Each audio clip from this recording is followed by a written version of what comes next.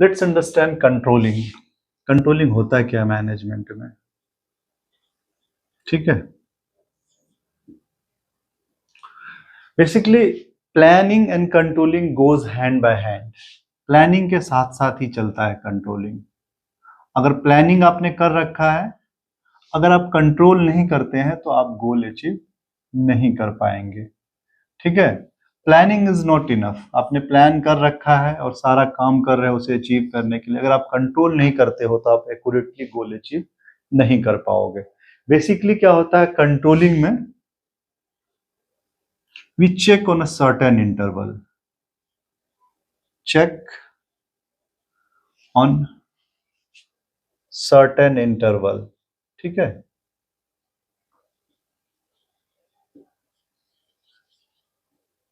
Interval. ठीक है, check on certain interval. What we check? The performance of each and every action. ठीक है, checking performance on certain interval, actually checking performance of each and every action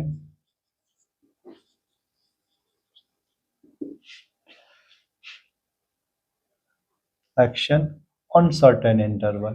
In simply यही है कि बीच बीच में हम check करते रहते हैं कि हम अपने प्लान के अनुसार चल रहे हैं कि नहीं चल रहे, whether we are going according to our plan और नॉट।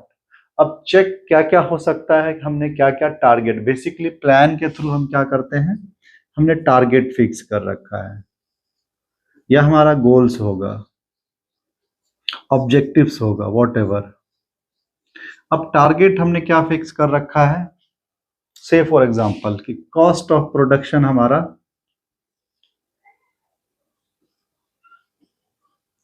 क्योंकि हमने हर एक चीज को कैलकुलेट कर लिया। कॉस्ट ऑफ प्रोडक्शन अगर बात करें, से for example 100 rupees per unit, ये हमारा कॉस्ट ऑफ प्रोडक्शन हमने डिसाइड कर रखा है। टारगेट रूप में हमने सेल्स डिसाइड कर रखा है कि 1000 या 10,000 यूनिट पर मंथ।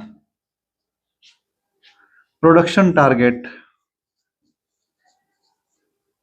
जब पर मंथ इतना हमें सेल करना है 10,000 यूनिट, तो 1500 यूनिट हमको प्रोडक्ट प्रोड्यूस करना है।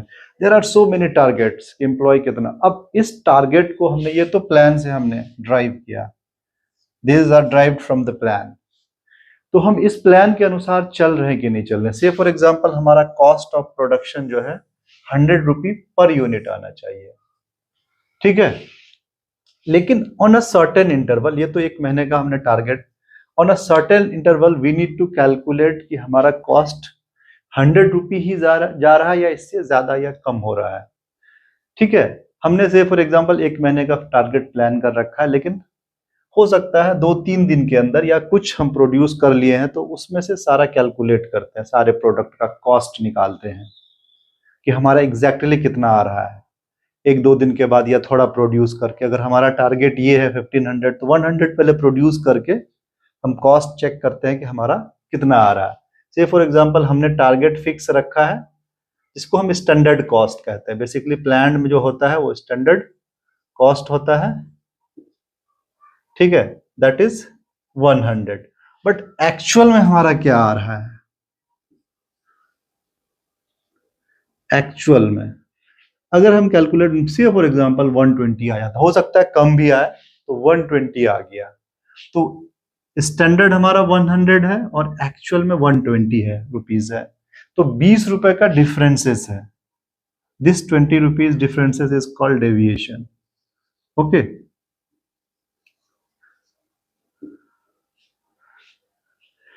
that deviation, now we need to find out the reason of this deviation, कि हमारा कॉस्ट हमने प्लान कर रखा था 100, तभी हमको प्रॉफिट होगा। अगर इससे ज्यादा जाता है cost, then may be we will suffer the loss. Then what is the reason of this differences and deviation 20 rupees. तो इस 20 रुपीज का रीजन फाइंड करना जो कंट्रोलिंग में आता है, reason of this deviation, reason of this deviation. ठीक है, डिफरेंसेस। रीजन जब फाइंड कर लेते हैं then we need to take a corrective action. Okay, तो एक तो चीज है कि आपको मैंने checking, it's not only checking on a certain interval, checking the performance, performance बोलते हैं हमने, कहते हैं technical words, it's not like a performance. ठीक है, परफॉर्मेंस मीन्स कि हमारा जो टारगेट है वो टारगेट को अचीव करने के लिए हम किस डायरेक्शन में जा रहे हैं, टू व्हाट एक्सटेंट, मतलब है कि हम एकदम अपने टारगेट के अनुसार जा रहे हैं। देन वी चेक, तो चेक करने के लिए हमें प्लान परफॉर्मेंस, प्लानिंग में हमने क्या टारगेट फिक्स कर रखा है वो चेक करते हैं सबसे पहले। देन एक्चुअल में मेजर करते हैं कितना आया, फिर डेविएशन फाइंड करते हैं। Then we take a, then we understand the reason for this deviation and taking a corrective action. तो हम कह सकते हैं controlling is the process of, ठीक है, process of identifying the planned performance, that is plan target, then measuring actual performance, actual को हम measure करते हैं what's happening, then we compare between the two, planned and actual के बीच। Okay, if any deviation is found we take a corrective action, this is controlling. Alternatively, you can say that controlling is the process of identifying plan performance, measuring actual performance, comparing between the two and taking a corrective action. आप इस तरह से समझ के उसे कह सकते हैं। तो each and every action जो हमारा टारगेट्स होता है उसे हम कंट्रोल करते हैं। अगर आप कंट्रोल नहीं कर पाएंगे तो आपका कभी भी फिर मैनेजमेंट का वो फायदा उठा नहीं पाएंगे। हो सकता है कि मेरा 120 चला गया, पता चला लास्ट में, क्योंकि सेल्स कॉम्पिटिटिव मार्केट है, ये डिसाइड, जो कॉम्पिटिटिव मार्केट आप इकोनॉमिक्स में पढ़ते हो कि जो एक कॉम्पिटिटिव मार्केट है, कॉम्पिटिटिव मार्केट में क्या होता है कि इंडस्ट्री डिसाइड करता है what will be the price of your product. You are not a price maker, you are only the price taker. सारे लोग बेच रहे हैं 10-10 रुपए, 100-100 रुपए के, या 140 रुपए का, से फॉर एग्जाम्पल, तो आप उससे ज्यादा करोगे तो you will lose your customer. तो वहां जब डिसाइड करता है तो इस हिसाब से भी आपको सोचना पड़ेगा, you need to control each and everything.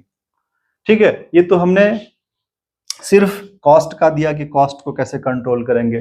Then sales, मान के चलो हमने डिसाइड कर रखा है कि हमारा 10,000 यूनिट बिकना चाहिए, ठीक है, 1 मंथ में। अब हम 10 दिन में चेक करते हैं, पता चला कि हमारा 100 यूनिट भी नहीं बिका। इट मीन्स कि वी नीड टू कंट्रोल, हमारा सेल्स टारगेट इतना है, कुछ ना कुछ करना पड़ेगा, करेक्टिव एक्शन में एडवर्टीजमेंट करना पड़ेगा, एक्सपेंड या सेल्समैन हायर करना पड़ेगा। What is the reason of this low sale, ठीक है। तो इस तरह से आप कंट्रोलिंग को समझ सकते हैं। I hope you understand. अगर फिर भी आपको फर्दर कुछ इस पे चाहिए तो you can write us in the comment box. Thank you so much, have a good day.